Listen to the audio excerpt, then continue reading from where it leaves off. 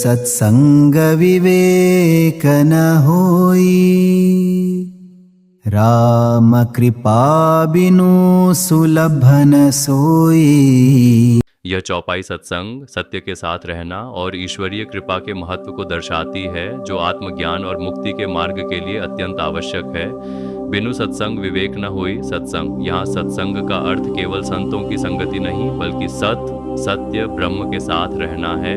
यह आत्मज्ञानियों के साथ रहकर, उनके विचारों को सुनकर या सद्ग्रंथों जैसे उपनिषद, गीता का अध्ययन करके स्वयं को सत्य के ज्ञान में लीन करना है। विवेक यहाँ सामान्य समझ नहीं, बल्कि नित्य अनित्य वस्तु विवेक है। यह भेद करने की क्षमता कि क्या शाश्वत है आत्मा ब्रह्म और क्या क्षणिक है संसार शरीर। यह अज्ञान अविद्या के पर्दे को हटाने और सत्य को असत्य से अलग पहचानने की क्षमता है। तुलसीदास जी कहते हैं कि बिना सत्संग के यह विवेक उत्पन्न नहीं हो सकता। हमारा मन माया में इतना फंसा होता है कि स्वयं सत्य को नहीं पहचान पाता। राम कृपा बिनु सुलभ न सोई।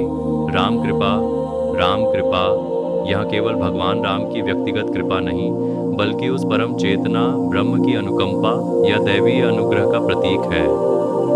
यह उस आंतरिक प्रेरणा या बाहरी संयोग को दर्शाता है जो हमें सत्संग तक ले जाता है। सुलभ न सोई, यह विवेक या आत्मज्ञान का मार्ग बिना उस कृपा के सहजता से प्राप्त नहीं होता। यह दर्शाता है कि आत्मज्ञान केवल हमारे प्रयासों का फल नहीं है, बल्कि इसमें एक गहरी आध्यात्मिक प्रक्रिया शामिल है, जहां हमें स्वयं को उस परम शक्ति के प्रति खोलना होता है।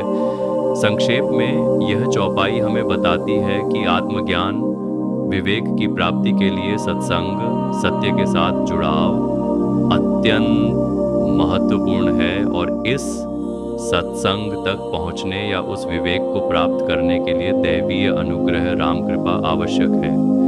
ये दोनों मिलकर हमें अज्ञान से मुक्ति और आत्मबोध की ओर ले जाते हैं।